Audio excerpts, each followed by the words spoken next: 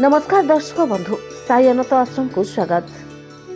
वैदिक ज्योतिष शास्त्र रे साढ़े सती होची 7.5 वर्ष एक अवधि जहाँ व्यक्ति चंद्र राशि उपरे शनिक प्रभाव को चिन्हित करे।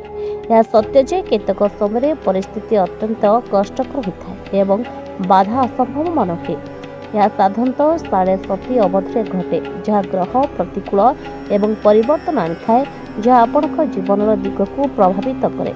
7.5 किपरि आपण को भाग्य परिवर्तन करिपारिबो से विषय आपण को जानिबा को पड़िबो। वैदिक ज्योतिष अनुसार 7.5 होची 7.5 वर्षर एक पर्याय जेतेबेले शनि चंद्र राशि द्वादश प्रथम एवं द्वितीय घरे प्रवेश करती।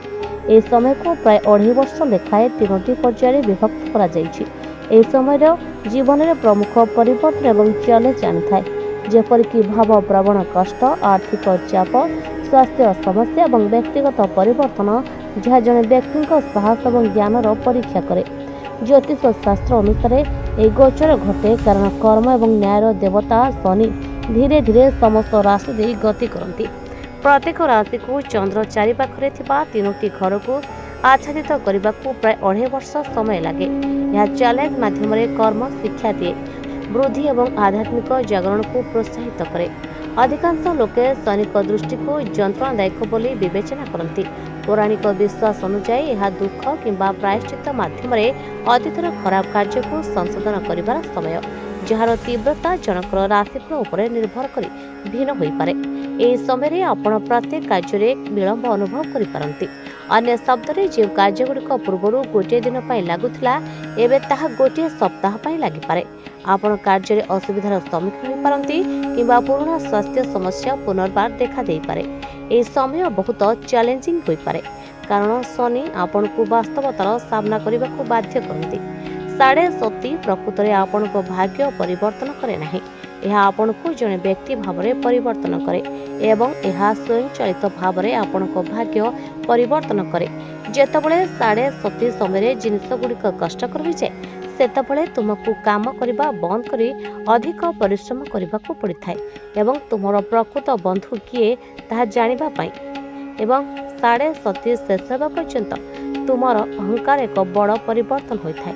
7.5 अहंकारी लोकों को नम्र करिथाय। एही परिवर्तन ही तुमर भाग्य को एक नूतन दिग्दर्शन दिए। 7.5 प्रभाव एकाथरे अनुभव हुए नहीं। प्रथम 2.5 वर्ष आपणक मन उपर भारसाम्य सृष्टि करिपारे। आपणक पारिपार्श्विक अवस्था परिवर्तन करंतु। मध्यवर्ती पर्याय साधारणतः सबठारु कष्टकर आपणक जीवन एवं कार्य को प्रभावित करथाय। शेष पर्याय होछि कंधार समय जोठारे आपण अनुभव करते जे आपण कौन शिखिछंती एवं आपणक कठिन परिश्रम कौन भल जिनस आसीछि। यदि आपण 7.5 दे गति करुछंती तेरे सबठारु गुरुत्वपूर्ण कथा होछि शनिदेव यह प्रशंसा करते जे जेतेबेले आपण कठिन परिश्रम करती निज प्रति सचेत हुअंती एवं आवश्यक लोकों को सहायता करती। ठकामी किंबा शॉर्टकट नेबारु दूरे रुहंतु।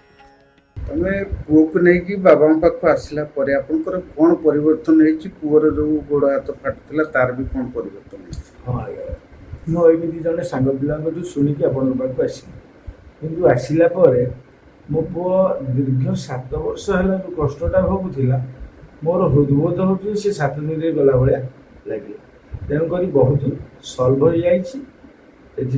बाबा को कोटि कोटि प्रणाम आउ महावीरी पंचमुखी महावीर हनुमान को मो स्वामी जहाँ कहले मुझे से कहूँ चाहूँगी तथा मोर अलग अनुभूति बाबा कहले मेडिटेशन करने आम 4 थर मेडिटेशन कलापर काली कर मेडिटेशन मुझे निजे महावीर आसिक छुई पेटू देवी आ मुझे कष्ट पाई मो पुओ एमती कि बर्तमान अनुभव करुँच मो पुओ भविष्य संपूर्ण भल।